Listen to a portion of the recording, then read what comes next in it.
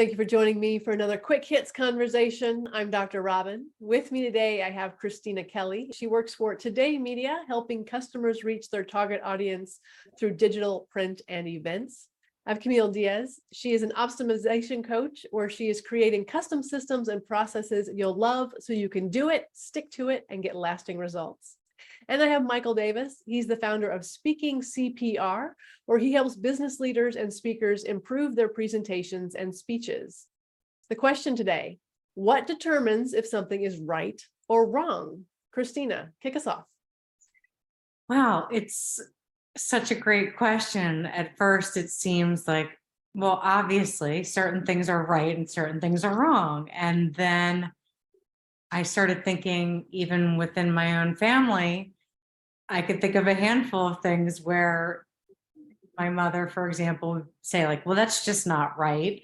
And I would question and challenge, well, why not? What's wrong about that? So I think there's no great answer to this question other than I think it really depends on who you ask, what the topic is. Obviously, you could go down a political road and debate from now until Sunday many different things that one person thinks are right and another thinks are wrong. I think part of it, in my mind, I equated to religious upbringing, morally what is right. There are commandments, there are rules, there are different religious beliefs that make something right or wrong. For one person, it might be very different than for another person. So it's really not, in most cases, an across the board answer.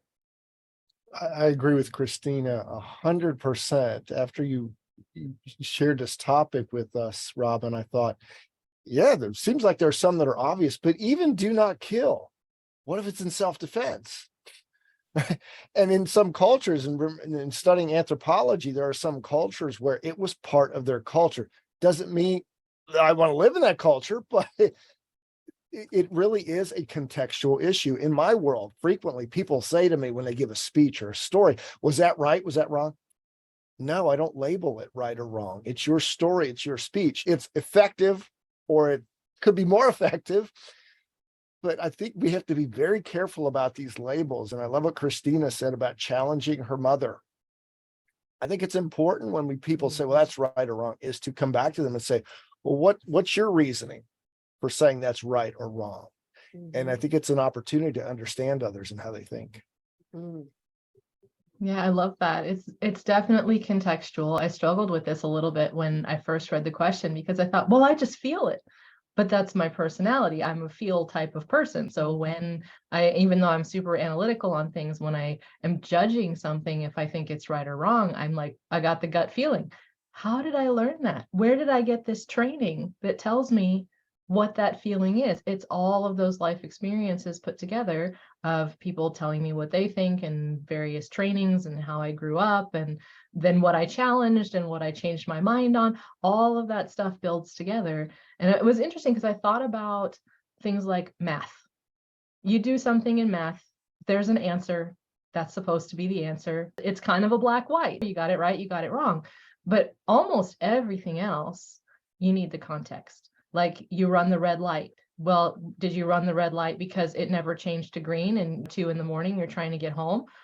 Is that okay? Is that not? Did you run the red light at rush hour and then you hit somebody and hurt their family? Well, maybe that's wrong. Did you run the red light because you're trying to get your kid who just broke their arm to the emergency room? Like, is that okay? Like all these questions of context around a situation help us determine if we think it's right or wrong. It's very hard to know if we are right or wrong.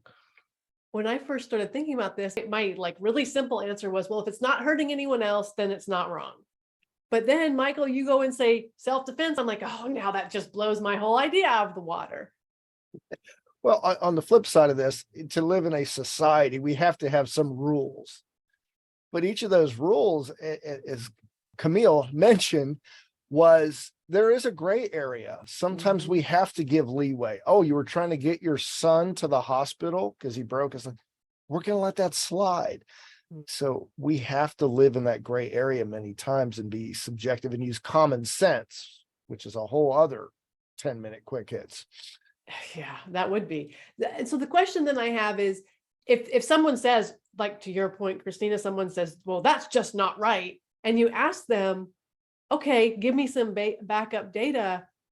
What's good enough data? There are people in my family where the Bible, that's the bottom line. If I brought out Greek mythology, would that have the same weight?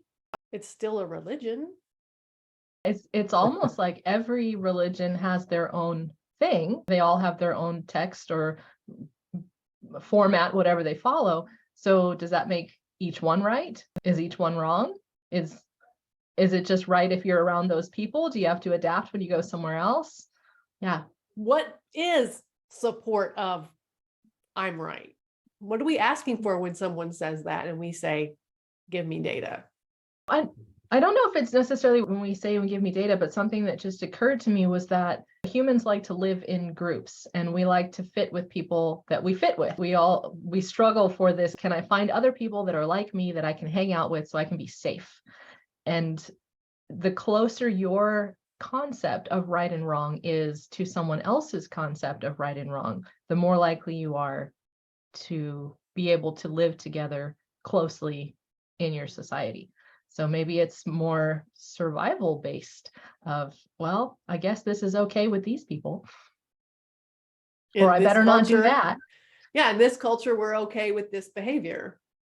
I think when there's a couple different ways to look at it, when it's a personal individual decision, what might be right for me might not be right for you.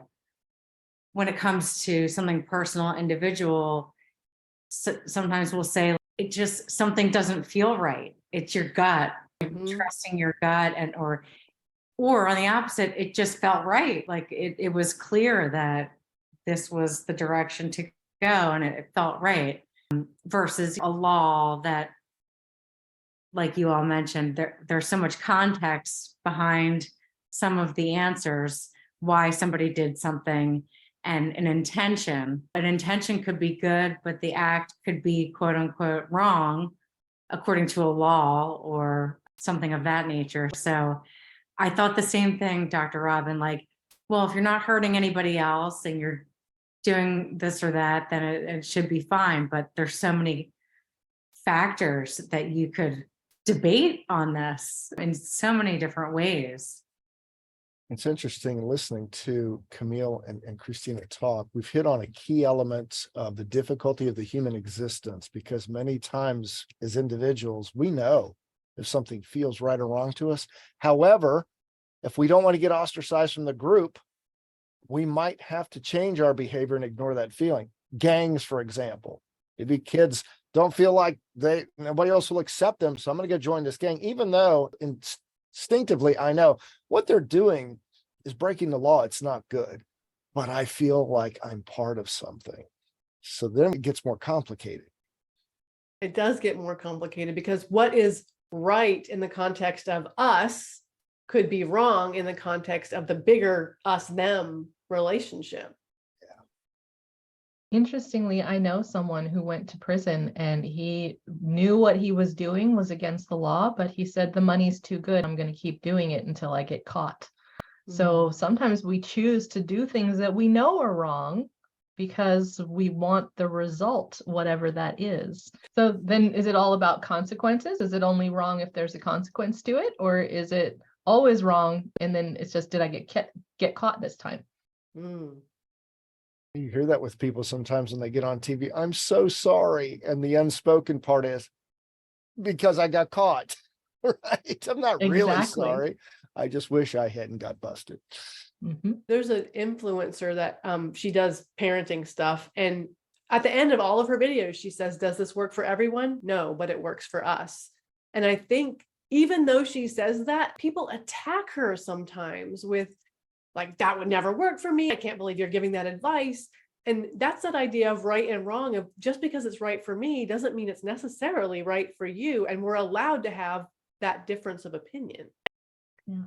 Well, that is our 10 minutes. So I'm going to cut us off there. Thank you for having this conversation with me.